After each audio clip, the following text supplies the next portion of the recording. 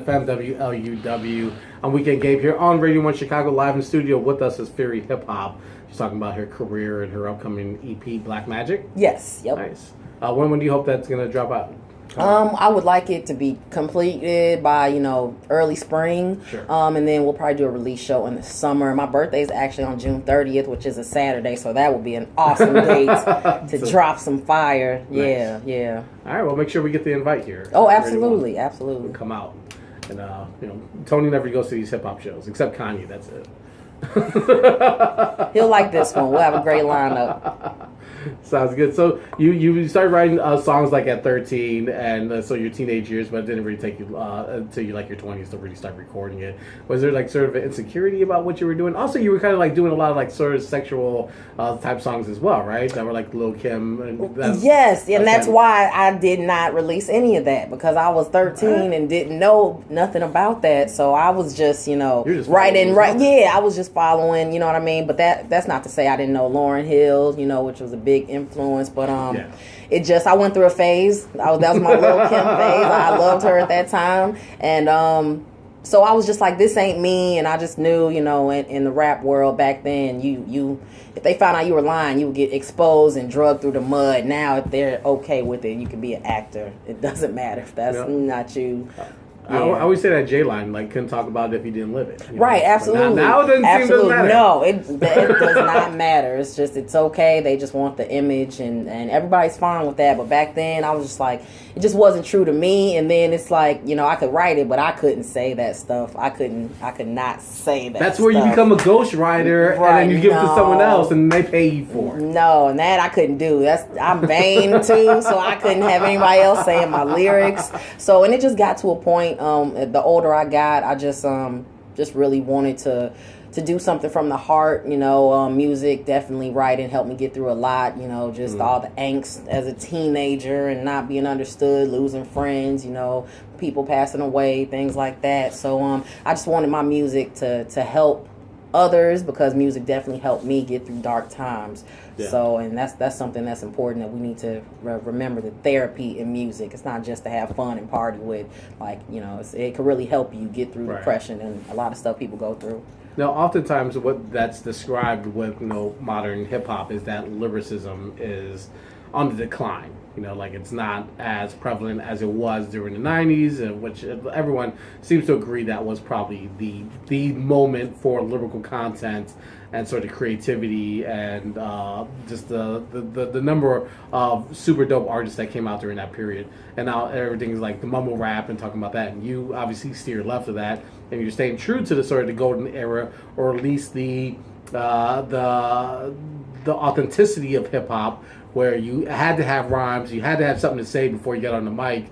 Do you kind of feel like you're standing alone in some sense? That I know a lot of the showcases we see in Chicago, that isn't always the case, but you do still kind of see, like, with a lot of Chicago artists who are obviously popular, that they don't really bring it like you bring it. Right. Do you kind of feel like you're still, like, you're trying to set a standard of expectations and of just consistency as well when you're on the mic?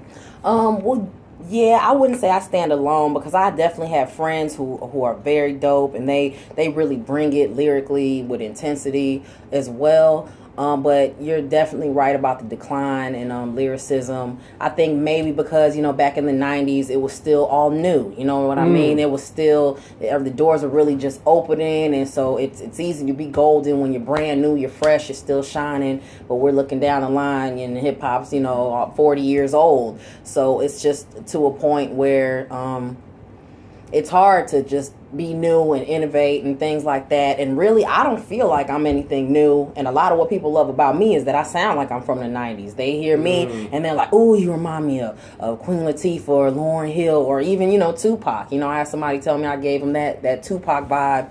And that's huge. You know what I mean? That's why I do it, because I thought that's how you had to rap to be good. You know what I mean? And so at times I get frustrated with the new music, but if that's what they grew up on, if they grew up on music from the 2000s, where it was, you had Nelly, you had, everything wasn't all positive, you know what I mean? And so that's what they grew up on. I grew up on Lauryn Hill, and I saw her win about 12 Grammys in a night. So I'm like, oh, you got to rap like that if you want to be successful. And I saw Queen Latifah, you know, and her impact and where it took her from music to TV to movies to, you know what I mean, to really doing it. So that's why I stay to that path. And I'm glad, you know, it resonates with people. But I just feel like that's what caught me first. Right. So, you know what I mean? If I were, you know, born a little bit later, then I probably sound totally different. But it's just, you know, I was an 80s baby, raised in the 90s, so I was there for all that. Yep. And I miss it, and I'm very nostalgic. And everybody is. If you look and see all the reboots coming out, everybody wants it back. Yeah. People really aren't into all this new stuff, you know what I mean, just because it doesn't make them feel as good as, you know, when they were coming up. So I think that's kind of an excuse to not give the new stuff a chance either. You know, I'm like you as well. You know, I 80s, 90s, golden era. I see a lot of great stuff that's coming out now, but I sometimes think that people sort of in that 35 and 40 bracket often try to use an excuse like, oh, everything out there is trash, because they just don't dig enough to find stuff that's really good out there. Some from younger artists like who are making sort of music that is reflective of the 90s. I just want to be a dinosaur. You know? Right, and nobody does, and it's just like, you know, I'm about to be 30. You know, I'm not ashamed of it. Okay, but it's just like I felt that way, but I felt that way, you know, for a good 10 years now almost, because I feel like around 2008, 2009, that's when it really started. You know, everything just started sounding the same. I wouldn't say it's the, you know, how different the music is. It's that it's all the same. So every time I hear that auto tune and that same beat and that same bass and that same that same hi hat, y'all want to change the hi hat, man. That's what drives us crazy, because we can go from, you know what I mean, just De La Soul, we can go, you know, on to Tribe Called Quest, we can go to Queen Latifah, we can go to Lauryn Hill, we can go to TLC Left Eye, we can go all over the place, and we could just have a variety of stuff, and it'd all be different. That's what made us happy, was variety. So I think now when they say it's trash, it's just because there's nothing, like everybody sounds alike. They do. They're talking about the same kind of stuff. And it's really been hard on me, but I try now. I used to just be like, no. But now I try. I try to dedicate at least an hour or two every day of finding new music that is good. And it's hard, but it's definitely out there. With all the independent outlets, you can find it, but it's up to you to do that digging. Because the radio is not going to do it. Like the mainstream media is definitely not going to do it, because they want what's popular, what's trending, because they're not putting any work into developing artists, into, you know, cultivating anymore. No, because it takes too much time and money, and you see the result. When you don't want to put time and effort into something, you're just going to get basic stuff, and that's what's out there. Absolutely. We're talking with Fury Hip Hop here on 88.7 FM WLUW. We're going to hit a quick break, but you're listening to 88.7 FM WLUW, Chicago Sound Alliance, broadcasting from the beautiful campus of Loyola University. Get your learn on, kids, and also let's hit a break. We'll be right back.